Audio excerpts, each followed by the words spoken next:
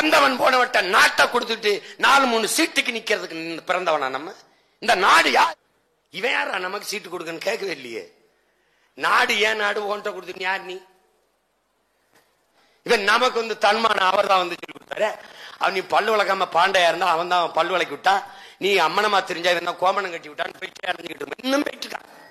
ஒற்றை மகன், ஒற்றை இயக்கம், எல்லா கட்சிகளும் எதிர்கட்சியாக கருதுகிற அளவிற்கு வலிமையான ஒரு படையை உருவாக்கி ஒரே ஒரு மகன் என்னை சமாளிக்கவே முடியவில்லை என்றால் அதற்கான அடித்தளத்தை இட்டு இந்த உறுதியான உரமிக்க ஒரு மகனை உருவாக்கி நிறுத்திய பெருமக்களில் முதன்மையானவர் ஐயா அரப்பா தமிழன் அவர்கள். இங்கே இருக்கிற எல்லாரும் ராவணன் என்று பெயர் எங்க ஐயாவுக்கு வைத்திருப்பதெல்லாம் அவரே சொல்லிவிட்டார். தாத்தா அப்பா எல்லாம் திராவிடர் கழகத்தில் இருந்தவர்கள் என்று. எல்லோருமே நம்பினோம். ஆஹா, இது கொண்டாடப்பட வேண்டிய கொள்கை, இது கொண்டாடப்பட வேண்டிய கொள்கை கூட்டம் என்று நம்பினோம். கடைசியாகத்தான் தெரிந்தது இது துண்டாடப்பட வேண்டிய கொள்ளை கூட்டம் என்று கடைசியாகத்தான் தெரிந்தது. எப்படி நம்பினீர்கள்? நம்பினோம். எப்படி நம்பினோம்? இவரை நம்பலாமா கூடாதா என்பதை எப்படி அறிவீர்கள்? நம்பி பார்த்துத்தான் அறிய முடியும். அப்படித்தான் எங்கள் முன்னவர்கள் நம்பினார்கள். நம்பினார்கள், நம்பினோம். கடைசியாக கால ஞானி எங்களுடைய தாத்தா தெய்வ திருமகன் முத்துராமலிங்க தேவர் அவர்கள் சொல்லும் போது கூட எங்களுக்கு தெரியவில்லை, ஆரியமும் திராவிடமும் வெவ்வேறு அல்ல, இரண்டும் ஒன்றுதான். ஒரு நாள் கட்டி பிடிச்சு கைகுலுக்கி சங்கமிப்பார்கள் என்றார். அப்ப நமக்கு ஒன்னும் தெரியல, என்னமோ சொல்றாரு என்னதுன்ட்டு. ஆரியம்னா நன்றி இல்ல, திராவிடம் நன்றி இல்ல. இப்ப இந்த திராவிடமும் ஆரியமும் கூட்டு, காங்கிரசும் திமுகவும் கூட்டு, காங்கிரசும் பாரதிய ஜனதாவும் கூட்டு பேச்சு நம்ம கிட்ட. நாங்க ஆரியத்தை எதிர்க்கிறோம், ஆரியத்தை எதிர்க்கிறோம், ஆரியத்தை எதிர்க்கிறோம். இதுல குரங்கு கையில கொடுத்த அப்பம் மாதிரி கொடுத்துட்டு இங்கிட்டு இங்கிட்டு வேடிக்கை பார்த்தா, அப்பத்தை குரங்கு பிச்சு தருதுன்ட்டு வேடிக்கை பார்த்தா கதையா? எல்லாவற்றையும் இழந்து நிற்கும் போதுதான் தெரியுது, ஆஹா இது நமக்கான கூட்டம் இல்லை என்று தெரியுது. எங்கள் முன்னவர்கள் எல்லாம் மேலே எழுந்து வந்தார்கள். எங்க ஐயா நகைமுகன் போல, எங்க ஐயா அரப்பா தமிழன் போல ஏகப்பட்ட பெருமக்கள் எழுந்து எழுந்து வந்தார்கள். ஆனால் ஒரு பேரியக்கமாக மாற முடியவில்லை. அந்த காலகட்டத்தில் ஈழப்போர் கொத்து கொத்தாக நம் இன சொந்தங்கள் கொன்றொழிக்கப்பட்ட காலத்தில் வேற வழி இல்லாத அந்த நேரத்தில் தலைவரிடத்தில் இருந்து கடைசியாக வந்த மகன் நான். அந்த காயத்தோடு வந்த மகன் கத்தி கதறி துடித்து தொடர்ச்சியாக சிறைப்பட்ட போது என்னை அத்தனை சிறை பிணைப்பில் இருந்தும் விடுதலை செய்த பெருந்தகை என் உயிர் அண்ணன், எங்கள் அன்பு மூத்தவர் தடா சந்திரசேகர் அவர்.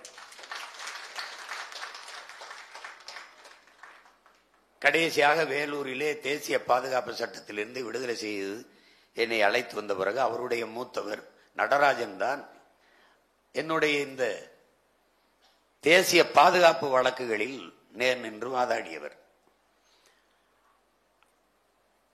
தம்பி வாங்க ஒரு தடவை நம்ம மூத்தவரை, நம்மளுடைய சீனியரை நம்ம ஒரு தடவை பார்த்துட்டு வந்துடலாம் என்று அவருடைய வீட்டுக்கு அழைத்து கொண்டு சென்றார், அவருடைய அலுவலகத்திற்கு. அப்போ என்னுடைய அன்பின் மூத்தவரும் தம்பி ரூபன் அவர்களும் நானும் சென்றிருந்தோம். அப்ப பேசிவிட்டு கீழே இறங்கும் போது எங்க மூத்தவருக்கு புகைக்கிற பழக்கம் உண்டு. அவர் ஒரு மதில் சுவர் ஓரமாக சாய்ந்து கொண்டு புகைத்து கொண்டிருக்கும் போது, தம்பி நீங்க தொடர்ச்சியா இதை முன்னெடுத்து கொண்டே இருங்க, எனக்கு இந்த குடும்பத்துல எல்லாத்தையும் நான் சரி பண்ணி விட்டுட்டு அப்புறம் உங்களோடு சேர்ந்துக்கிறேன் என்று சொன்னார். நான் ஆமா மூத்தவரே, நானுமே உங்ககிட்ட சொல்லணும்னு இருந்தேன், வேற யாரையாவது இதை கொஞ்ச நாள் எடுக்க சொல்லுங்க, எனக்கும் கொஞ்சம் குடும்ப பொறுப்பு இருக்கு, நானும் அதை கொஞ்சம் செஞ்சுட்டு வந்துடுறேன் அப்படின்னு சிகரெட்டை கீழே போட்டு மிதிச்சுட்டு இப்படி பதிலே அவருக்கு சொல்ல முடியல. ஏன்னா அப்ப நீங்க எல்லாருமே பொறுப்புள்ள எல்லாரும் விலகி கொண்டால் இதை பொறுப்பாக செய்யறது யார் என்ற கேள்வி எழுப்பின உடனே சிகரெட்டை அப்படி கீழே போட்டு அனுப்பிச்சிட்டு தோல் மேல கை போட்டு வாங்க போவோம், எதா இருந்தாலும் பார்த்துக்குருவோம் அப்படின்னு அன்னைக்கு வந்தவர் தான். அதுக்கப்புறம் தொடர்ச்சியா பல்வேறு போராட்டங்களை இது பண்ணோம். எப்படி எல்லாம் கொள்கையை வகுக்கிறது, எப்படி எல்லாம் இந்த இன விடுதலைக்கான அரசியல் களத்தை கட்டி எழுப்புவது என்ற ஆலோசனை கூட்டங்களில் தொடர்ந்து பங்கேற்று ஆன்றோர் அவையம் என்ற ஒன்றை உருவாக்கினோம். ஆலோசனை கூட்டங்கள் பல நடத்தினோம். அதில் எல்லாம் அருகில் இருந்து பல்வேறு அறிவுரைகளை, ஆலோசனைகளை வழங்கிய பெருதகைதான் எங்களுடைய ஐயா ஹரப்பா அவர்.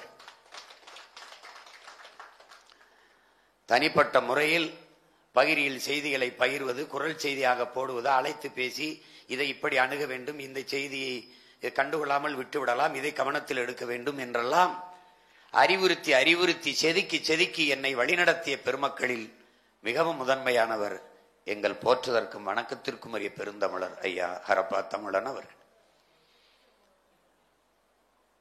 ஒரு மனிதன்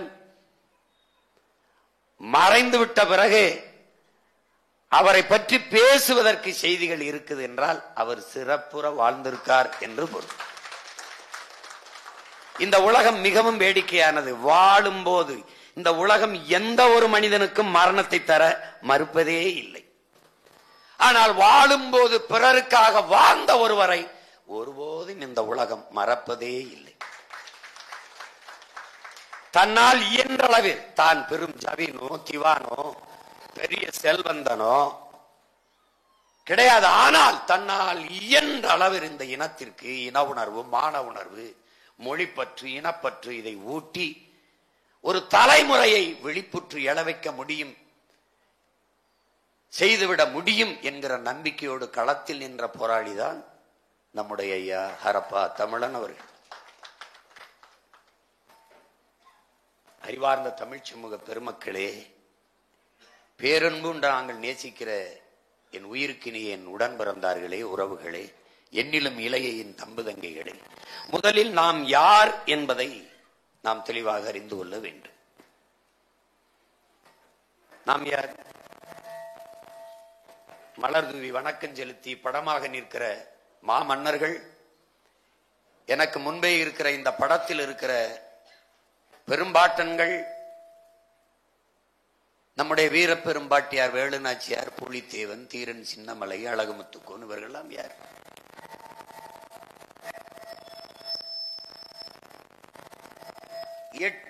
எட்டு நாள் சண்டை போட்ட சிவாஜி இந்த நாடு வரலாற்றில் வீர சிவாஜி என்று பதிவு செய்திருக்கிறது.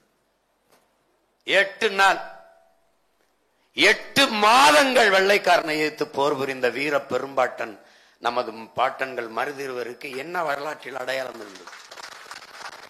8 நாள் தான் அவர் சண்டை போட்டார். 8 மாதம் சண்டை போட்டது எங்கள் பாட்டன்கள் என்று தமிழ்நாட்டில் ஒரே ஒரு மகன் நான் வந்துதான் பேச வேண்டிய தேவை இருந்தது. இந்த தளத்தை, இந்த களத்தை அமைத்து கொடுத்து இங்கே நில் என்று என்னை நிறுத்திய பெருமக்கள் பலர். அதில் ஒருவர் தான் நம்முடைய ஐயா ஹரப்பா தமிழர் அவர்கள்.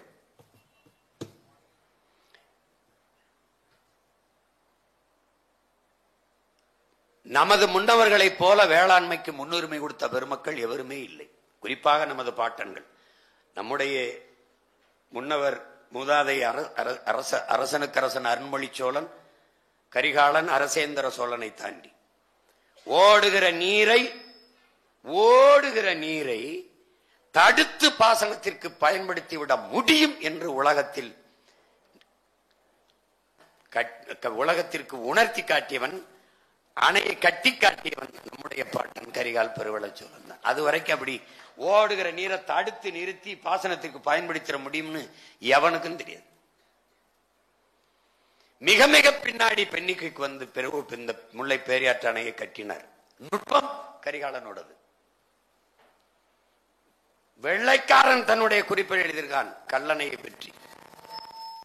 அவன் வந்து அந்த அணையிலிருந்து தொப்பியை கலட்டி வைத்து மரியாதை செலுத்திட்டு போயிட்டான். என்ன நுட்பமான இன்னைக்கு வரைக்கும் ஒரு சிறிது கிடையாது. இவன் கட்டிட்டு இறங்குறான், கீழே இடிஞ்சு விழுகுது மேம்பாலங்கள்லாம். 1800 ஆண்டை தொட்டு போய்கிட்டு இருக்கு. வேளாண்மைக்கு முன்னுரிமை கொடுத்த பெருமக்கள். அதுபோல நம்முடைய பாட்டன் வேளாண்மைக்கு முன்னுரிமை கொடுத்தார் என்பதற்கு பல சான்றுகள். நமக்கென்று வரலாறு கிடையாது. நம்ம பாட்டனுடைய வரலாறுகளை குறிப்புகள் தான். நம் பாட்டிக்கும் அப்படிதான், குறிப்புகள் தான், வரலாறுன்னு ஒண்ணு இல்ல.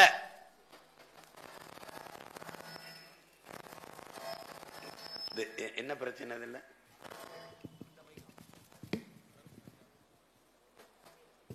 வரலாறு என்று ஒண்ணும் கிடையாது. தமிழ் பேரினத்திற்கு இலக்கிய சான்றுகள் தான். அதைத்தான் என்னுடைய தலைவர் மிகுந்த வலியோடு என்னிடத்திலே பதிவு செய்தார். நமக்கென்று ஒரு வரலாறு கிடையாது. பெருவுடையார் கோயில் இருப்பதாலேயே அரசனுக்கு அரசன் அருண்மொழியும் அவன் மகன் அரசேந்திரனும் ஆண்டார்கள் என்று ஒரு பதிவு. கல்லணை இருப்பதாலேயே கரிகாலன் ஆண்டார். நமக்கு என்ன சான்று இருக்குது? ஒண்ணும் இல்ல. பாண்டியன் நெடுஞ்செழியன் மதுரையை ஆண்டான். சிலப்பதிகாரம் என்ற இலக்கிய சான்றுதான். கண்ணகி பெருமாட்டி வந்து கால் சிலம்பை உடைத்து பாண்டியன் அவையிலே நீதியை நிலைநாட்டினான் என்று படிக்கும்போது, ஓ, பாண்டியன் நெடுஞ்செழியன் ஆண்டான் நமது பாட்டன் அப்படின்னு தெரியுது. இலக்கிய சான்றுதான்.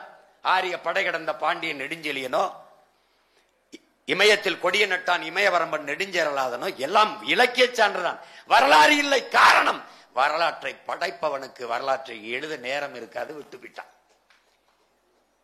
இதுபோலதான் வழி வழியே நமது இனப்பிள்ளைகள் வாழ்வார்கள் என்ற பெருமிதத்தில் விட்டுட்டான். ஆனால் வரலாறு தான் ஒவ்வொரு தேசியத்திற்கும் ஒவ்வொரு இனத்திற்கும் வழிகாட்டும். அதுதான் வழித்தடம் என்று அறியாது விட்டுட்டு போயிட்டார்கள். ஆனால் இன்றைக்கு தேடி தேடி நாம் படிக்கிறோம். அப்போது என்னுயிர் தலைவன் என்று சொன்னது, நமக்கென்று வரலாறு இல்லை. ஆனால் ஒரு இனம் தன் விடுதலைக்கு போராடி செத்தது என்ற வரலாறாவது நமக்கு வரட்டும் என்று என்னிடத்திலே பதிவு செய்தார்கள். அப்படி பார்க்கிற போது நமது பாட்டனார் வேல்ஸ் துறை எழுதின குறிப்பிலே பெரிய மருது என்னிடத்தில் ஆரஞ்சு பழத்தை கொடுத்தார். ஒரு ஆரஞ்சு பழத்தை பரிசாக கொடுத்தார். சாப்பிட்டா நான் உலகத்திலேயே அப்படி சுவையான ஆரஞ்சு பழத்தை சாப்பிட்டதில்லைன்ட்டு. நான் தான் கேட்டேன், 200 ஆண்டுகளுக்கு முன்னாடி என் பாட்டன் உலகத்திலேயே சுவையான ஆரஞ்சு பழத்தை ஏற்றுமதி செஞ்சிருக்காரு. இப்ப ஏன்டா என் வீட்டை சுத்தி வெறும் வேலிக்கருவ முள்ளா இருக்குதுன்னு ஒரு வயல்கிட்ட பதில் இல்லை. வெறும் 250 50 50 பூட்டேன் பாட்டேன் தாத்தேன் அப்பேன். இந்த காலத்துக்குள்ள மாறிட்டு வேளாண்மைக்கு அதிக முன்னுரிமை கொடுத்திருந்தார் நம்முடைய பாட்டன்கள் என்பதற்கு சான்று. எவனுக்கு ஐரோப்பிய ரத்தம் ஓடலையோ அவனெல்லாம் என்னோடு வாடா என்ற அறைகோல் விடுத்து அழைக்கும் போது தன் படையில் இருந்த வீரர்களை தாண்டி மக்கள் அணியணியாக திரண்டார்கள். படையை திரட்டி போகும்போது, திருச்சியை தாண்டி அப்படி போகும்போது பலாயிரக்கணக்கான வேளாண் குடிமக்கள், அன்பு சொந்தங்களே, போர் வீரர்கள் அல்ல, உழைக்கும் உழவர் குடிகள் கையில் என்ன கிடைத்ததோ அதை ஆயுதமாக ஏந்தி அணியணியாக நமது பாட்டன் மருதுபாண்டியர்கள் படையிலே திரண்டார்கள் என்பதற்கு சான்று வேளாண்மைக்கு அவர் கொடுத்த முன்னுரிமை தான்.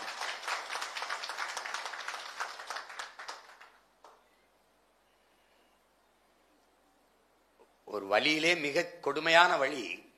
நீங்க பார்த்திருப்பீங்க, நம்முடைய ஐயா, நம்முடைய தாத்தா கவியரசு கண்ணதாசன் அவர்கள் அந்த சிவகங்கை சீமையிலே அந்த படத்தை, இன்றும் எனக்கு கனவு இருக்குது, அதிகாரத்தை கைப்பற்ற வேண்டும், பிரேவு காற்று பெண்ணுகர் போல நம்முடைய பாட்டனுடைய வரலாறை, பாட்டியுடைய வரலாறை பாகுபலி என்று ஒரு கற்பனையில் எடுத்தது போல நிஜ வரலாற்றை, உண்மை வரலாற்றை பதிவு செய்ய முடியாது. இல்ல பாருங்க, இந்த மரத்தை வெட்ட போகும்போது அந்த மரத்திற்கு அவர்கள் கொடுத்த இந்த மரத்தை வெட்ட போகும்போது அதுல காட்சி வரும். மரத்தை வெட்டக்கூடாது என்று கட்டி பிடித்து அழுவார்கள். மாறு வேடத்தில் நமது பாட்டன்கள் இருவரும் நிற்பார்கள். ஏன் அந்த மரத்தை வெட்டக்கூடாது என்று. அது எங்கள் மன்னர்கள் பெரிய மருது சின்ன மருது என்று பெயரிட்டு வளர்த்து அந்த காட்சியில் நெகிழாத அழாத மகன் எவனும் இருக்க முடியாது. கடைசியா நம்முடைய மிகுந்த மனவழி எனக்கு தந்தது, நம்ம பாட்டனை தூக்குல நிறுத்திட்டான், நிக்க வைக்கல, புறங்கையை கட்டிட்டான், முட்டிக்கால் போட வச்சு காலங்க கட்டிட்டான், இப்படி கட்டிட்டான். இப்ப தூக்கு கயிறு இப்படி பாக்குறாரு, பக்கத்துல 7 வயசு பையனை நிறுத்திட்டான் தூக்கு கயிறு கிட்ட. எப்படி இருந்திருக்கு நீங்க இந்த காட்சியை மட்டும் ஒரு தடவை பாருங்களேன். 7 வயசு பையன் அவர் கேட்கிறாரு, டேய் என்னைய தூக்குல போடுற, நான் உன்னை எதிர்த்து போரிட்டேன், என்னைய தூக்குல போடுற, சரி இந்த 7 வயசு பையனை எதுக்குடா போடுற, எதுக்கு போடுற? அவன் என்னடா பண்ணான்? போட்டான். ஏன் போட்டான்? இந்த 7 வயசு பையன், மருதுபாண்டியன் வாரிசு பரம்பரையில் வந்த ஒரு 7 வயசு பையனை உயிரோட விட்டு விட்டு போனால் அவன் எழுந்து வந்து மாமன்னர் மருதிருவரை தாண்டிய வீரனாக இந்த நிலத்தில் வந்து போரிடுவான் என்ற அச்சத்தில் 7 வயது பையனை தூக்கல போட்டான். அந்த கேள்வி கேட்கிற போது அவர் மனநிலை என்னவா இருந்திருக்கும்? 7 வயசுல மரண கயிற்றுக்கு முன்னாடி இருந்த அந்த பையனுடைய மனநிலை என்னவா இருந்திருக்கும்? இதையெல்லாம் நினைக்கும் போது ஒரு வெறி வரும்பாரு. அந்த வெறிதான் தமிழ் தேசிய இன விடுதலைக்கான உணர்வு, தமிழன் என்கிற இன உணர்வு. என்னை கேட்டாரு பத்திரிகையாளர் சந்திப்புல, நம்ம பாட்டன் பிறந்த ஊர்ல அவருக்கு நினைவிடமே இல்லை அப்படின்னு. இப்ப மட்டும் என்ன இருக்குன்னு நீங்க நினைக்கிறீங்க? தூக்குல போட்ட இடத்துல கடற்கரையில் இவர்களுக்கு சமாதி எப்படி இருக்குது, என் பாட்டனை அடக்கம் பண்ண இடத்துல எப்படி இருக்கு, தூக்குல தொங்க விட்ட இடத்துல எப்படி இருக்குன்னு நீங்க பாருங்க. நம்ம பாட்டி வேலுநாச்சியார் அடக்கம் பண்ணிருக்கிற அந்த இடத்தை போய் பாருங்க. இவர்களுக்கெல்லாம் தெருவுக்கு தெரு சிலை இருக்கு. நம் பாட்டிக்கு சிலை எங்க இருக்குன்னு பாருங்க. நம் பாட்டனுக்கும் ஐயா சேதுராமன் இருந்து போராடியதுனால அந்த தெப்பக்குளத்து வாசல்ல ஒரு சிலை இருக்கு. இல்லைன்னா நாங்கெல்லாம் மாலையிட சிவகங்கைக்கு தான் வரணும், இல்ல மதுரைக்கு வரணும். பூலித்தேவனுக்குன்னா நெற்கட்டு சேவலுக்கு தான் போகணும். அதனால இது என்ன காட்டுது? இப்ப கூட எங்க ஊர்ல காலாறுவில் இருக்கிற சிலை என்ன, இவ்வளவு மரப்பாச்சி பொம்மை தண்டி. ஆனா நீங்க போய் பாருங்க கடற்கரையில இவர்கள் சமாதியை, குறிப்பாக ஐயா கருணாநிதி அவர்கள் நினைவிடத்தை மட்டும் ஒரு தடவை, ஒரே ஒரு தடவை பாருங்க.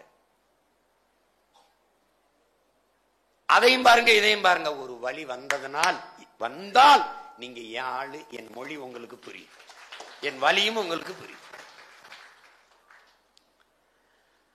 இப்படிதான் நான் இப்ப உடையாளூருக்கு போனேன்.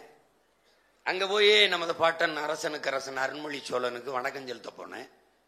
அங்க ஒரு சிவலிங்கம் இப்படி சாஞ்சு கிடக்கு. இப்பவும் சாஞ்சுதான் இருக்கு. இப்படி இருக்கு. ஒரு மேற்கூரை, கூரைனா ஒரு 4-5 ஓலை, ஒரு தட்டி, 2 குச்சி, 4 குச்சி, இன்னும் அப்படிதான் இருக்கு. அங்க வந்து அந்த பூசாரி இருக்காரு, என்னை கட்டி பிடிச்சு அழுதாரு. அழுது ஏதாவது பண்ணுவோம், பாட்டனுக்கு ஏதாவது பண்ணி அவனுக்கு ஒரு நினைவிடம் கட்ட சொல்லு. யாருக்கிட்டேன்னு கேட்டேன். அவன் கட்டுறதா இருந்தா தான் அப்பவே கட்டிருப்பான, நான் சொல்லிதான் கட்ட போறானா என்ன? கட்ட மாட்டான், ஏன்னா அவனுக்கு கட்டினா செத்து போயிருவோம்னு நினைக்கிறான். இது ஒரு இது இருக்கு. பெருவுடையார் கோயிலுக்குள்ள நேர தலைவாசலுக்குள்ள எந்த அரசியல் தலைவனும் போனதில்லை, போனதே கிடையாது, இதுவரை போனது கிடையாது. முதல்ல 2016 தேர்தலில் போட்டியிடும்போது நானே எங்க மூத்தவர் எல்லாரும் கூட்டிக்கிட்டு, நான் ஒரு ஆட்சியின் எலெக்ஷன் மேனிபெஸ்டோல, தேர்தல் அறிக்கை இல்லை, ஆட்சி எப்படி நடத்துவேன்னு ஒரு வரைவை எழுதி ஒரு 350 பக்கம் உள்ள ஒரு புத்தகத்தை எழுதி கொண்டு போனேன். அவன்கிட்ட தான் போனேன். உலகம் பூரா வென்று நீ ஆண்டது இருக்கட்டும், முதல்ல உன் பேரனை உள்ளூரை வெள்ள வச்சு ஆள வை, இங்க வா அப்படின்னு கும்பிட போனேன். அந்த குருக்கள் வந்து தடுத்துட்டவுல தலைவாசல் வழி, சீமான் நீங்க வந்து என்னைக்கு இப்படி யாருமே வரமாட்டாங்க, சீமான் நீங்க வளர வேண்டிய ஆள், நீங்க இப்படி வரலாமா அப்படின்னு. ஏன் பதறீங்க, வைங்க வச்சு இதில் வச்சு எனக்கு எடுத்து கொடுங்கன்னு வாங்கிட்டு போனேன்.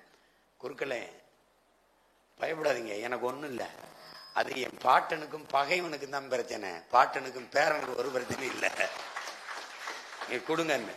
தலைவாசல் வழியே போய் சாமி கும்பிட்ட ஒரே அரசியல்ல இருக்கிற ஆள் நான் மட்டும்தான் இருக்கேன். பயப்படுவேன், யாருமே போக மாட்டான். எப்போ போன போது இந்திரா காந்திக்கு ஆட்சி கலைஞ்சிருச்சுன்ட்டு கோயிலுக்கு போனதான் காரணம்னு அவனை கிளப்பி விட்டான்.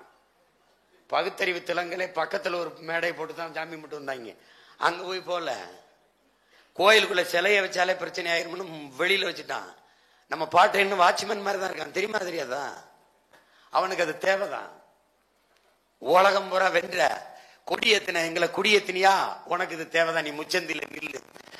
நாம அந்த பூசாரி கிட்ட சொன்னேன், ஆயிரக்கணக்கான ஆண்டு பொறுத்துட்டவன் இன்னொரு 5 வருஷம் பொறுத்துக்க மாட்டானா, நான் வந்து பேரன் கட்டுறேன், நீ பேசாது இருன்னு சொல்லிட்டு வந்தேன்.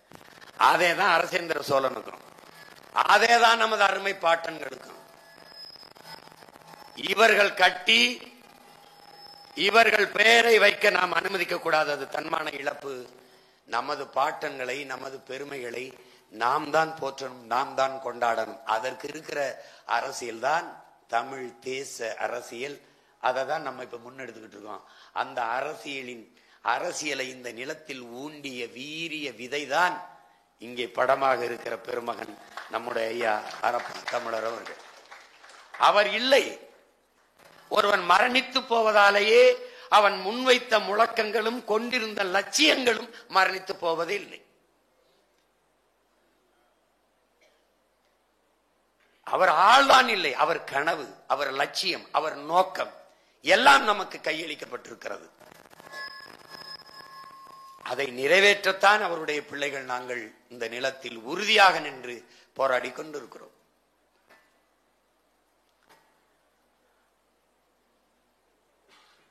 ஒரு நினைவை இப்ப நமக்கு முருகன் வழிபாடு, சிவன் வழிபாடு, குலதெய்வ வழிபாடு, வழிபாடு என்பது அன்பிற்குரிய சொந்தங்களே, வழிபாடு என்பது வழியே பயணப்படு, அவர் வழியே பயணப்படு, வழியே பாடுபடு, வழியே போராடு, இதுதான் வழிபாடு. இப்படிதான் வந்தது.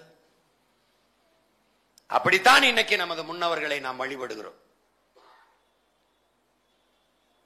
அப்படித்தான் அரப்பா அவர்கள் காட்டிய வழியிலே பயணப்படுவது என்பது அவருடைய வழிபாடுதான்.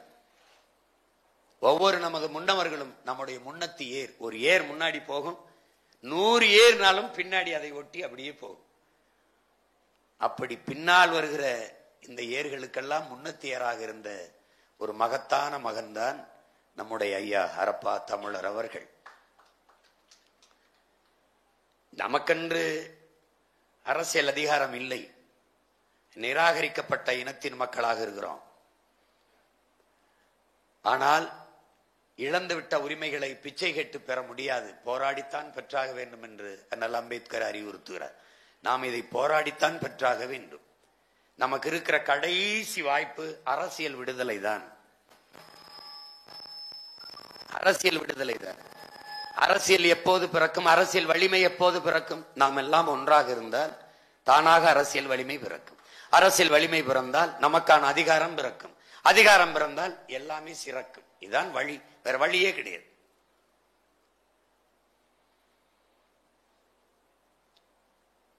இன்னைக்கு என்ன பிரச்சனை தமிழ்நாட்டில்? புதிய கல்விக் கொள்கையை ஏற்கிறதா எதிர்க்கிறதா? மும்மொழி கொள்கை, அதை ஏற்கிறதா எதிர்க்கிறதா? இந்த நாடகத்தை எத்தனை நாளைக்கு இந்த அறிவார்ந்த பெருமக்கள் சைத்துக் கொண்டிருக்க போகிறீர்கள்? எங்கே இந்தி இல்லை அதை மட்டும் சொல்லுங்க. இந்தி திணிப்பை எதிர்த்தவர்கள் இந்த திராவிட முன்னேற்ற கழகத்தில் இருக்கிறார்களா? இந்த ஆட்சி அதிகாரத்தில் இருக்கிறார்களா? இல்லை. ஒரே ஒரு மகன் தான், கீழப்பழூர் சின்னசாமி மட்டும்தான் அன்றைக்கு திமுகவில் இருந்து தீக்குளித்தவர். ஒரே ஒரு மகன் தான். அதற்கும் காரணம் பேரறிஞர் அண்ணா என்கிற பெருந்தகை, நாம் நம்பி நேசித்த தலைவன் இந்த மொழி இந்தி திணிப்பு அதற்கு எதிரான போராட்டத்தில் இருந்து நழுவி விட்டாரே என்ற வழியில் தீயை குளித்து சத்து. மற்ற எல்லாருமே தன்னிச்சையாக தாய்மொழி மீது பற்று கொண்டவர்கள். இந்திக்கு இங்கே ஆதிக்கமா? எல்லோரும் வாருங்கள் நாட்டினரே, தமிழுக்கு ஒரு தீங்கு வந்த பின்னும் இந்த தேகம் இருந்த ஒரு லாபம் உண்டோ என்று புரட்சி பாவலன் அறைகூவலுக்கேற்ப இன்னுயிரை ஈந்தவர்கள். 1935 நம்முடைய தாத்தன் நடராஜன் தாளமுற்று மொழிக்காக எவ்வளவு பெரிய துரோகத்தை இவர்கள் செய்தார்கள் பாருங்க. நல்லா கவனிங்கள். உலக தாய்மொழி நாள் எது? பிப்ரவரி 21. எதனால் உலக தாய்மொழி நாள்? பங்களாதேஷ், பாகிஸ்தானில் இருந்து பங்களாதேஷ் பிரிகிறதற்கு அவர்கள் போராடி அந்த நாளை, விடுதலை அந்த நாளை மொழிப்போர் உலக தாய்மொழி நாளாக அறிவிக்கிறார். பங்களாதேஷ் பங்காள மொழி என்ன, நம்ம மொழி என்ன, நம்ம மொழியின் தொன்மயம் என்ன, நம்ம மொழியினுடைய ஆழம் என்ன? தமிழ் எங்க இருக்கு, வங்காளம் எங்க இருக்கு? உலகின் முதல் மொழி தமிழ். எல்லா மொழிகளும் மனிதனால் பேசப்பட்டது. எங்கள் தாய்மொழி தமிழ் மட்டும்தான் இறைவனால் பேசப்பட்டது. மணி நெற்றி உமிழ் செங்கன் தரல் உரை சுடர் கடவுள் தந்த தமிழ்ங்கிறான். சிவபெருமானே பேசி தந்த தமிழடாங்கிறான். இறையனாரும் எம்பெருமான் முருகவேலும் அகத்தியரும் கட்டி காத்த தமிழ்ச்சங்கம்ங்கிறான். அவ்வையே உன் தமிழள்ளி பருகவே நான் வந்தேங்கிறான் முருக பெரும்பாட்டன். நக்கீரா உன் தமிழோடு சற்று விளையாடவே நான் வந்தேன்கிறான் சிவபெருமான். தமிழ் இயற்கையின் மொழி. ஆதியில் மனிதன் காடுகளில் வாழ்கிற போது எழுப்பிய ஒளியிலே பிறந்த மொழி. அந்த ஒளியில் பிறந்த மொழி என்னுயிர் மொழி தமிழ் மொழி, உலகத்தின் முதல் மொழி. எந்த ஆய்வறிஞனும் அதனுடைய ஆழத்தை, நீளத்தை, அடித்தளத்தை அறிய முடியவில்லை. ஒரு தோராய கணக்கில் 50,000 ஆண்டுங்கிறான். 3,80,000 ஆண்டுகளுக்கு முன்பு தமிழர்கள் பயன்படுத்திய ஆயுதங்கள் கல்லாயுதங்கள் கண்டுபிடிக்கிறான். எவனுக்கும் தெரியல. தொன்ம நூல் தொல்காப்பியம் தான். அதிலே 100க்கு மேற்பட்ட இடங்களில் தொல்காப்பியர் என்பனார் புலவர் என்று புலவர்கள் சொன்னது போல தொல்காப்பியனுக்கு முன்னவர்கள் பலர் இருந்திருக்கிறார்கள். தொல்காப்பியன் அழகுரை எழுதியிருக்கிறான். ஆனால் தொல்காப்பியனுக்கு பயிற்றுவித்தவன் எவன்? 2000 ஆண்டுகளுக்கு முன்பு மானுட சமூகத்திற்கு வாழ்வியல் நெறியை கற்பித்தான் வள்ளுவன். அந்த வள்ளுவனுக்கு தமிழ் படிப்பித்தவன் எவன்? அப்படி தேடி தேடி போனால் தமிழின் ஆழம், வேர், தொன்மம் தெரியும். அந்த மொழி இறந்து விடக்கூடாது என்று போராடியவர்கள் நாம். 800க்கும் மேற்பட்டவர்கள் இன்னுயிரை ஈர்ந்திருக்கிறோம். ஆனால் 18 பேர் தான் அடையாளம் காட்டப்பட்டிருக்கிறோம். அந்த மொழி புரட்சியில் ஆட்சியை கைப்பற்றியவர்கள் இவர்கள். அந்த நேரத்தில் ஏற்பட்ட எழுச்சியை பார்த்த திராவிடர்கள் ஒரு முடிவெடுக்கிறார்கள். தமிழர்களுக்கு உயிர் உடலில் இல்லை, அவனுடைய மொழியில் இருக்கிறது என்பதை புரிந்து கொண்ட பிறகு எங்கும் தமிழ், எதிலும் தமிழ், தமிழன் என்று சொல்லடா, தலை நிமிர்ந்து நில்லடா, வீழ்வது நாமாக இருந்தாலும் வாழ்வது தமிழாக இருக்கட்டும் என்ற வெற்று முழக்கங்களை வைத்து வைத்து ஏமாற்றி தமிழை அழித்தார்கள். தமிழ் அழியாத வரை தமிழன் இருப்பான். தமிழன் இருக்கிற வரை தமிழன் அல்லாதவன் ஆளவும் முடியாது, வாழவும் முடியாது என்று திட்டமிட்டு தாய்மொழி அழித்தார்கள். வங்க மொழிக்காக போராடிய போது அது உலக தாய்மொழி நாளாக எப்படி மாறியது? அவர்கள் அந்த நாடு விடுதலை பெற்ற பிறகு அவர்கள் கேட்கிற போது, இது தாய்மொழி நாளாக அறிவிக்கிற போது இந்திய நாடு ஆதரித்தது, பல நாடுகளின் ஆதரவை பெற்றது. ஆனால் எதற்காக? வங்காளிகள் எதிர்த்து போராடியது உருதை எதிர்த்து. தமிழர்கள் நாம் போராடியது அவர்களுடைய தாய்மொழி இந்தியை எதிர்த்து. அதனால் இந்த நம்முடைய போராட்டத்தை உலக தாய்மொழி நாளாக அறிவிக்கிறவங்க. இங்கே ஆட்சிக்கு வந்தவன் தமிழனாக இருந்திருந்தால் அந்த நாளை உலக தாய்மொழி நாளாக அறிவிக்க வேண்டும் என்று போராடி பெற்றிருப்பான். இருந்தவன் திராவிடன் விட்டுட்டான். எப்படி எல்லாம் நீ மறைக்கப்பட்டிருக்க வரலாற்றில். மொழியை இழந்து வரலாற்றை இழந்துட்டா ஒரு இனம் எப்படி வாழும்? வரலாற்றை மறந்துவிட்ட இனம் சுடுகாட்டில் இறந்து கிடக்கிற பிணம்ங்கிறான் கோசிமின். வரலாற்றில் தெளிவு பெறாத எந்த இனமும் எழுச்சி வர முடியாது. நீ ஒவ்வொரு ஆண்டும் மருதுபாண்டியருக்கு போய் வணக்கம் செலுத்துகிற ஒழிய யார் மருதுபாண்டியன்? நீ யார்? நீ யாரோட வாரிசு? இந்த வந்தவன் போனவட்ட நாட்டை கொடுத்துட்டு 4-3 சீட்டுக்கு நிக்கிறதுக்கு பிறந்தவனா நம்ம? இந்த நாடு யாருது? இந்த நிலம் யாருது? சுயமரியாதை இவர்கள் வந்துதான் சொல்லிக் கொடுத்தார்களா? தெரியாத நம் பாட்டிக்கு, தெரியாதா நம் பாட்டனுக்கு, தெரியாதா பூலித்தேவனுக்கு, தெரியாதா தீரன் சின்னமலைக்கு, அழகுமுத்துக்கோனுக்கு? பீரங்கி, துப்பாக்கி, வாளும் வேலும் சண்டைக்கு போனால் செத்து போவோம் தெரியும். பிறகேண்டா போனா ஏன்? மான தமிழனுக்கு மரணத்தை விட மானம்தான் பெரிது. அவன் முடிவெடுக்கிறான், சரணடைந்து வாழ்வதை விட சண்டையிட்டு சாவது மேலானது, அடிமை வாழ்வு உரிமை சாவு மேலானது. இதெல்லாம் லட்சிய முழக்கம்டா. அவன் வச்ச லட்சிய முழக்கம். ஒரு காலில் விழுந்துதான் வாழ வேண்டும் என்கிற நிலை இருக்குமானால் நான் எழுந்து நின்று இறந்து போவேன் என்கிறான் சேகுவாரா. அதன் அடித்தளம் அடிப்படை நமது முன்னவர்கள். அந்த திமிர் அந்த நிமிர் நம்மகிட்ட இல்ல. யாரா நீ?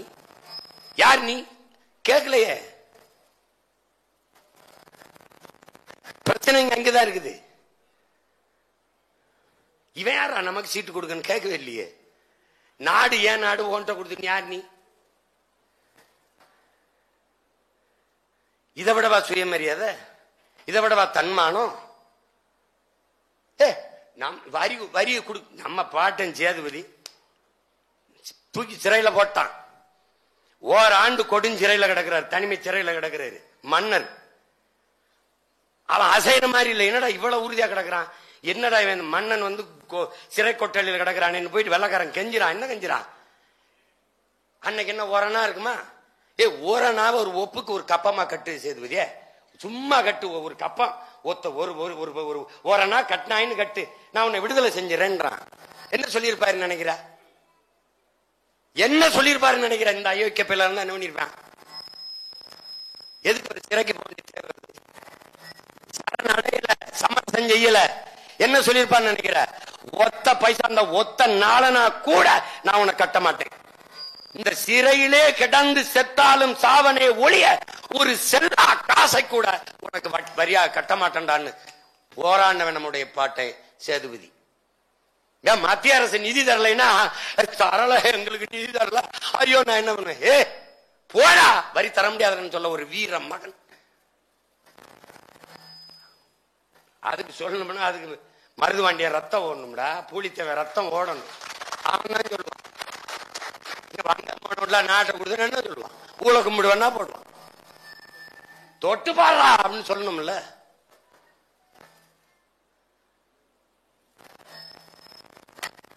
நமக்கு தேசப்பட்ட சொல்லி கொடுப்பான் வந்து இந்த காங்கிரஸ் இந்த பிஜேபி எல்லாம். இது நாட்டு டேய் தூக்குல தொங்குனவங்க பாரிச்சுறாங்க பேரங்கடா.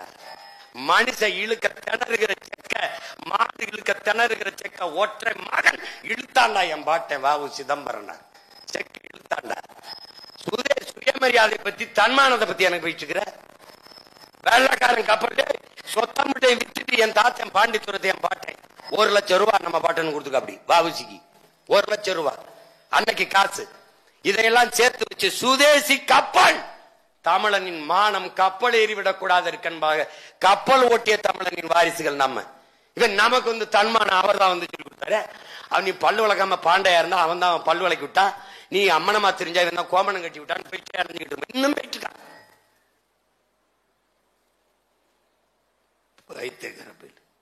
உங்களை நாங்க தான் படிக்க வச்சோம்னு திரும்ப திரும்ப கேட்கிறேன். இந்த கம்பன், கபிலன், வள்ளுவன், இளங்கோ இந்த இவங்க எல்லாம் யாரா படிக்க வச்சா ஒரு பதிலும் இல்லை, ஒரு பேச்சும் இல்லை.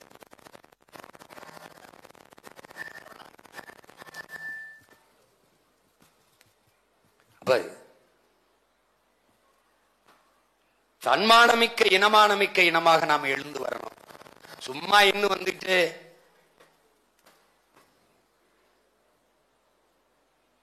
ஒவ்வொரு தடவையும் நம்ம பாட்டனுக்கு வணக்கம் செலுத்துறது சடங்கல்ல. அவரிடத்தில் இருந்த அந்த இன உணர்வை, மான உணர்வை, போர்க்குணத்தை, வீர உணர்வை 2 மடங்காக பெருக்கிக் கொள்வதற்கான நாளாகத்தான் இனிமே நமது பாட்டனுக்கு வணக்கம் செலுத்துகிற நாளா இருக்கணும்.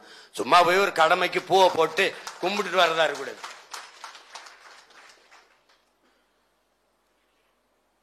என்ன கத்துக்கிறோன்னு இருக்குல்ல.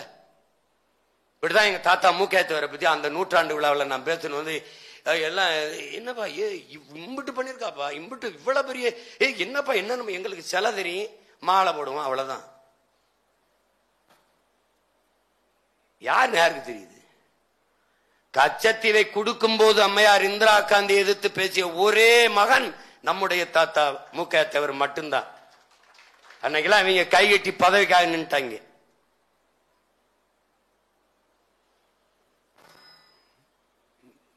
இந்த நாட்டில் கைரேகை சட்டம் போட்டு கொடுஞ்சட்டத்துல குற்ற பரம்பரைன்னு கைரேகை சட்டத்தை வச்சு கைரேகை வைக்கும் போது இந்த தலைவர்கள் எல்லாம் எவன் தான் யார் இருந்து போறான்னா? தெய்வ திருமகன் நம் தாத்தா முத்துராமலிங்க தேவர் போராடுகிற போது அவருக்கு கூட நின்னது நம் தாத்தா சிவானந்தம் மட்டும்தான், எவரும் ஆதரிக்கல. அது அவமானம் இல்லையா? ஒரு இன ஒடுக்குமுறை இல்லையா? அது அடக்குமுறை கொடுஞ்சட்டம் இல்லையா? அதை எதிர்த்து போராட துணை நிற்காதவன் என்னடா நீங்க புரட்சியாளர்கள்?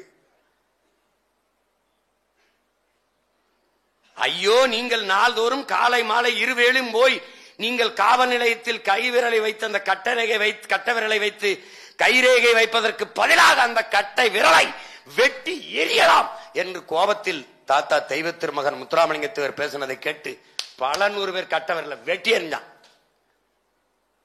திணறிட்டான். கொஞ்ச நஞ்ச விலையா கொடுத்திருக்கு, ரத்தம் கொடுத்திருக்கு.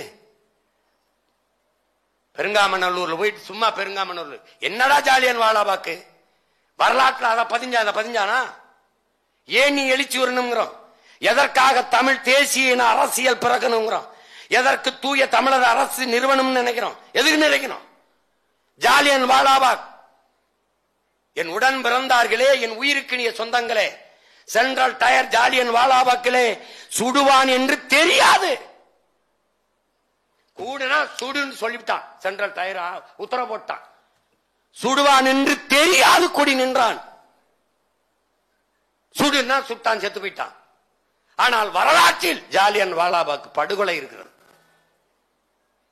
ஆனால் பெருங்காமநல்லூர்களே, பெருமக்களே, சுடுவான் வெள்ளைக்காரன் தெரியுது. வெள்ளையனை ஏத்து போராடும் போது சுடுவான்னு தெரியுது. துப்பாக்கி வச்சிருக்கான், சுடுவான்னு தெரியுது. நம்மகிட்ட வேல்கம்பு இருக்குது, அருவா இருக்குது, அவ்வளவுதான் இருக்குது. வேணா வால் இருக்குது, அவ்வளவுதான் இருக்குது. இவன் மன்னனும் கிடையாது, குடிமக்கள்.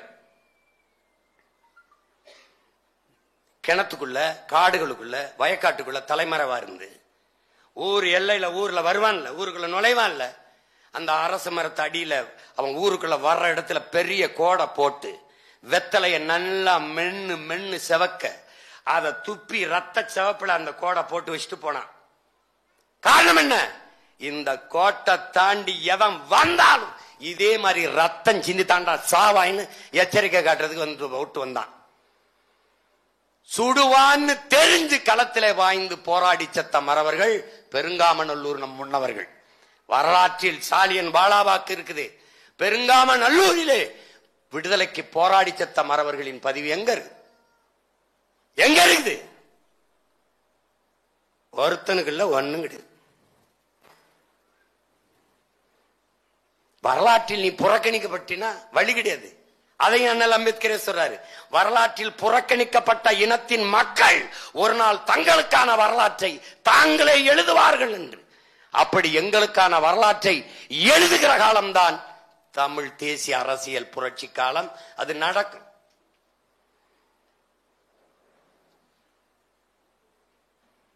நாங்கள் வந்த பிறகுதான், குறிப்பாக நான் இந்த அரசியல் தளத்துக்கு வந்த பிறகுதான், காளையார் கோயிலிலே சிவகங்கையிலே தான் நமது பாட்டன் மருதுபாண்டியருக்கு வணக்க கூட்டம் நடத்த வேண்டும் என்பது இல்லாமல் சென்னையிலே, சேலத்திலே, பல்வேறு பகுதிகளில் கடத்தி கொண்டு போய் வச்சேன். நான் வந்த பிறகு வீரத்தமிழர் முன்னணி என்று ஒன்றை ஆரம்பிச்சோம். உங்களால் நம்ப முடிகிறதான், உடன் பிறந்தார்களே, தட்டி பாருங்கள் வலையொலியிலே. லண்டனிலே எந்த வெள்ளைக்காரனை எதிர்த்து எனது பாட்டனும் பாட்டியும் போராடி மாண்டார்களோ அதே வெள்ளைக்காரன் நாட்டிலே வீரத்தமிழர் முன்னணி என்று வைத்து நமது பாட்டன்கள் எல்லாருடைய படங்களையும் வைத்து வழிபாடு நடத்தினோம். அப்பா, எந்த வெள்ளைக்காரனை எதிர்த்து போரிட்டார்களோ எமது முன்னவர்கள் அதே வெள்ளைக்காரர்கள் இந்த படங்களுக்கு முன்னே நின்று குடும்பம் குடும்பமாக தன்படம் எடுத்துக்கொண்ட காட்சி என்று மலையொலியில் இருக்கு பாருங்க. தாண்டா வரலாறு, இதான் வரலாறு. அவன் நினைப்பான்ல, ஓ மருதுபாண்டியர், ஓ வேலு நாச்சியார் அப்படின்னு. தமிழர் என்ன வரலாறு? நீ உனக்கு என்ன பெருமிதம் இருக்குது? உனக்கு எங்க திமிர் இருக்குது? நீ உன் மொழி பெருமை இனப்பெருமை அறியாது. நீ எப்படி திமிருவ? எப்படி நிமிருவ? இந்த நிலப்பரப்பின் வரலாற்றிலே பாட்டி வேலு நாச்சியார் மாதிரி ஆண் வீரர்கள், அரசர்கள், மன்னர்கள் போரிடுவார்கள். ஆண்கள் போரிடுவார்கள். தெரியும், எல்லாருக்கும் தெரியும், தெரியும், எல்லாரும் போரிட்டு இருக்காங்க. ஆனால் ஒரு பெண்மகள், கணவனை இழந்த கைமகள் படையை திரட்டி இழந்த நிலத்தை போரிட்டு வென்றால் என்ற வரலாறு இந்த நிலப்பரப்பிலே நமது பாட்டி வேலுநாச்சியாருக்கு மட்டும்தான் உண்டு. தமிழர்கள் குலதெய்வமாக வைத்து போற்ற வேண்டும் என்றால் நமது பாட்டி மானமரத்தி வேலுநாச்சியார் தாண்ட கொண்டாடணும். அதுக்கு பிறகு ஆண்டா சான்ஸ் ராணி அவ பிறந்து செத்து 85 வருஷம் கழிச்சு மணிக்கர்ணின்னு ஒரு பெண்ணு பிறக்கிறான். அந்த காலத்துல கணவனை இழந்துட்டா முக்காடை போட்டு மூளையில மூக்க சிந்தி உட்கார்ந்து அழுதுகிட்டு இருக்கு. கணவன் உயிரற்ற உடல் மீது சத்தியம் செய்து இழந்த நிலத்தை நான் மறுபடியும் போரிட்டு மீட்பேன் என்று ஒரு மகள் உறுதி செய்து போய் அதே மாதிரி இழந்த நிலத்தை மீட்டவள் நம்முடைய பாட்டி தான். அதை போலவே தமிழர் இன வரலாற்றிலே இழந்த நிலப்பரப்பை மறுபடியும் போரிட்டு மீட்ட வரலாறு நம்முயிர் தலைவன் மேதகுவே பிரபாகரன் அவர்களுக்கு தான் உண்டு. பாட்டிக்கு பேரனுக்கு நமது முன்னவர்கள் போரிட்டார்கள், தோற்றார்கள். ஆனால் போரிட்டு வென்ற மகள் நம்முடைய பாட்டி வேலுநாச்சியார் மட்டும்தான். எவன் பேசுவான்? நம்ம பேசல, எவன் பேசுவான்? ஒன்னு பேச அவன் பழம்பெருமையே பேசி தருவாங்க. டேய், நாங்க பழம்பெருமை பேசுவது பீற்றிக்கொள்ள அல்ல, எங்களை நாங்களே தேற்றிக்கொள்ள. பழம்பெருமை என்பது எங்களுக்கு படிப்பினைடா, படிப்பினை, படிப்பினை. சாகிறதுன்னு ஆயிடுச்சு. எங்கிருந்து தலைவர் பிரபாகரன் கற்றுக்கொள்கிறார்? சாகிறது என்று ஆயிடுச்சு. அது என்னடா? சரணடைந்து சாகிறது, சண்டையிட்டு சத்துருவோம்டா. இதான்டா கோட்பாடு. இததான்டா நம்ம பாட்டம் கையில் எடுத்து. என்னடா வெள்ளக்காரன் போய் சரணடைஞ்சு சாகிறது, சண்டையிட்டு சத்துருவோம்டா, போராடி மாண்டுருவோம்டா. அதான்டா வீர மரபணு களம் என்று களத்திலே பாய்ந்தவர்கள் தான் நமது முன்னவர்கள். 500 ரூபாய் வாங்கிட்டு இந்த பொங்கல் போய் தீபாவளிக்கு போனஸ், சலுகை, மானியம், இலவசம் அறிவார்ந்த ஒரு சமூகம் ஏற்குமா? சலுகைகளால், இலவசங்களால், மானியங்களால், போனஸ்களால் ஒரு சமூகம் மேம்படும், உயர்வடும், வளர்ந்து விடும் என்று யார் நம்புறா? ஆனா இந்த கூட்டம் நம்பிட்டு இருக்க. 8,50,000 கோடி, 8 லட்சம் கோடி கடன். இந்த கடனை பெற்று நிறைவேற்றப்பட்ட ஒரு நலத்திட்டம். நீங்களாம் வந்திருக்காங்க, எங்க ஊர்ல இருந்து வந்திருக்காங்க. சென்னையில ரோடு எப்படி இருக்கு தலைநகர்ல, அப்ப சிவகங்கையில் எப்படி இருக்கும்? எப்படி இருக்கும் பாரு. சாலை இல்லாம சவக்குழியா இருக்கு எல்லாம். ஒரு அடிப்படை பயணிக்க பாதை இல்ல, எரிக்க மின்சாரம் இல்ல, குடிக்க நீர் இல்ல, படிக்க கல்வி இல்ல, படிச்சா வேலை இல்ல, எதுவுமே இல்ல. எப்படா இவ்வளவு கடன் வந்துச்சு? பதில் இல்ல. பள்ளிக்கூடங்களுக்கு படிக்க வர்ற மாணவர்களின் எண்ணிக்கை குறையுதே. அரசு பள்ளிக்கூடங்களின் படிக்க வர்ற பிள்ளைகளின் எண்ணிக்கை குறையுதே. அதுக்கு காரணம் என்னன்னு ஆய்வு செய்யுங்க. இது இங்க பாருங்க, டாஸ்மாக் கடைக்கு குடிக்கவர்களின் எண்ணிக்கை கன்னியாகுமரி, நாகர்கோயில், இந்த நாகப்பட்டினம், சிவகங்கை, இந்த சேலம், இந்த பகுதியில் டாஸ்மாக் வியாபாரம் குடிக்க வர்ற மக்களின் எண்ணிக்கை குறையுது. இதுக்கு காரணம் என்ன? ஆய்வு செய்யுங்க. இது ரெண்டையும் பாருங்க. எது நடந்திருக்கணும், எது நடக்குது? அப்ப எங்க நோக்கி நாடு போகுது?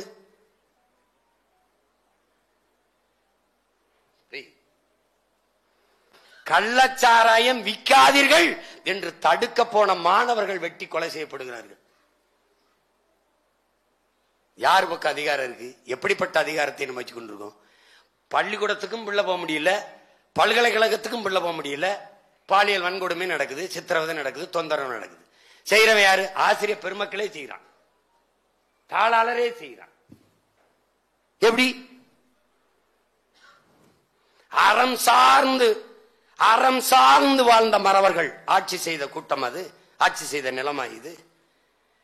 ஜனநாயக நாட்டிலே பெருமக்களே, சட்டசபையிலே, பாராளுமன்றத்திலே ஒரு விவாதத்தை துணிஞ்சு எடுத்து வைக்க முடியல.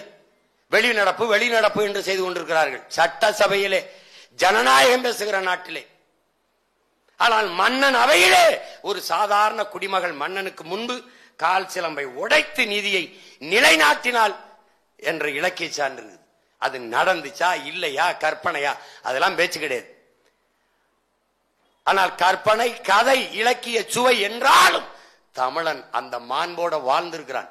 மனுநீதி சோழன் மாட்டுக்கு கண்ணுக்குட்டிக்காக அந்த வந்து மகனை கொன்னானா? இதெல்லாம் நடந்திருக்குமா? நடக்குதோ நடக்கலையோ, கதையில் கூட நீதியை போதிச்சான் என் முன்னவன். இந்த மயிலவன்ட்ட போர்வை கடிச்சா, முல்லைக்கொடி தேரை விட்டுட்டு போப்பாரு கடிச்சா இல்லை. ஆனால் மேலோங்கி நிற்பது எனது முன்னவர்களின் உயிர்மை நேயம். கேட்கும் திறனற்ற உயிர்களுக்கு கொடுப்பதே ஆக சிறந்த கொடை. அப்படிப்பட்ட கொடை வள்ளல்கள் எமது முன்னவர்களாக அரசாட்சி செய்கிற மன்னவர்களாக இருந்தார்கள் என்பது எவ்வளவு பெரிய பெருமைக்குரியது, சிறப்பிற்குரியது. அப்படிப்பட்ட இனத்தில் பிறந்த இனத்தின் கூட்டம் மொழி சிதைந்து தெருவிலை கூட்டத்திலிருந்து இறங்கி போறீங்க. தெருவில் போகும்போது இரு பக்கம் இருக்கிற பெயர் பலகைகளை படித்துக் கொண்டே போங்க. எந்த இடத்திலேயாவது உங்கள் தாய்மொழி இருக்குதா? பிற மொழி கலவாமல் பேச வருகிறதா? படிக்க வருகிறதா? தாய்மொழி இழந்து விட்டோம். இப்போது கூட நான் செய்தியாளரிடத்திலே சொன்னேன், ஒரு போரை நடத்தி ஒரு இனத்தை அழிக்கும் போது, ஒரு நாட்டை அழிக்கும் போது, ஒரு இனத்தை அழிக்கும் போது, ஒரு 1000 பேரை விட்டு சென்றால் கூட மொழியை அழிக்காமல் அந்த மக்களை விட்டு போனால் அந்த மொழி உயிர் பெற்றுவிடும், இனம் உயிர் தெளிந்து விடும். ஆனால் மொழி அழித்து விட்டால் ஒருபோதும் அந்த இனம் உயிர் பெறாது, எழுச்சியுறாது, மீளெழுச்சி கொள்ளாது. இதுதான் வரலாற்று உண்மை. இப்போது நாம் பெயரளவில் தமிழர்கள் என்று சொல்லிக் கொண்டிருக்கிறோம். அதுவும் அந்த அடையாளங்களும் மத அடையாளங்கள், சாதி அடையாளங்களாக இருக்கிறது. எங்கே இருக்கிறது? தமிழ்நாடு என்று பெயர் இருக்கிறது. தமிழுக்கும் தமிழனுக்கும் இது சுடுகாடாக மாறி இருக்கிறது. இந்த நிலையை மாற்ற வேண்டும் என்று மகத்தான பணியை செய்த பெருமக்கள் ஏராளம். அதில் ஒரு மகத்தான மாமகன் தான், பெருமனிதர் தான் நம்முடைய போற்றுதற்கும் வணக்கத்திற்கும் உரிய பெருந்தகை ஐயா ஹரப்பா தமிழர் அவர்கள். கடைசி நொடி வரை எங்கிருந்தாலும், வாகன வசதி இல்லை என்றாலும் கூட பேருந்தில் ஏறி கூட பயணித்து வந்து நாடெங்கிலும் நடக்கிற தமிழர் ஒருங்கிணைப்பு கூட்டங்கள், தமிழ் மொழிக்காக, தமிழர் நலனுக்காக நடக்கிற போராட்டங்கள், ஆர்ப்பாட்டங்கள், கூட்டங்கள் எல்லாவற்றிலும் பங்கேற்ற பெருமகன் நம்முடைய ஐயா ஹரப்பா அவர்கள். அவருடைய உழைப்பு என்பது சலிப்பில்லாமல் நம்மை போன்ற பிள்ளைகள் களத்திலே நிற்க வேண்டும் என்பதற்கான சான்று அவருடைய வாழ்க்கை. என்னோடு களங்களில் வந்து தொடக்க காலம் போல் நின்று வேலை செய்ய முடியவில்லை என்றாலும் அடைத்தொடர்பின் மூலமாக, செய்திகள் மூலமாக பகிர்ந்து கொண்டு சந்திக்கிற உறவுகளின் மூலமாக செய்திகளை கடத்தி கொண்டு என்னை வழி நடத்தி கொண்டிருந்த பெருமகன் தான் நம்முடைய ஐயா ஹரப்பா தமிழர் அவர்கள். எவ்வளவு வேணாலும் சொல்லிக்கொண்டே போகலாம். ஒரு பெருமையும் மகிழ்ச்சியும் இந்த நிகழ்வை எங்களுடைய நாம் தமிழர் என்கிற அரசியல் கட்சி பெரிய நிகழ்வாக நடத்தி இருக்க வேண்டும். அதற்கு முன்பாக மதிப்புமிக்க பெருமக்கள் அவர்கள் நடத்தி இதில் பங்கேற்று அவருக்கு எங்களுடைய வணக்கத்தை செலுத்துகிற வாய்ப்பை தந்தமைக்கு நான் பெரிதும் மகிழ்கிறேன், நன்றி செலுத்த கடமைப்பட்டிருக்கிறேன். அவர்கள் செய்தால் என்ன, நாங்கள் செய்தால் என்ன, நோக்கம் ஒன்றுதான். ஐயா ராவணன் அவர்கள் கேட்கிற போது மறுப்பேதும் சொல்லாமல், நான் செய்ய வேண்டியதை நீங்கள் செய்கிறீர்கள், இதை விட எனக்கு என்ன ஒரு பெருமை மகிழ்ச்சியும் இருக்க முடியும் என்று.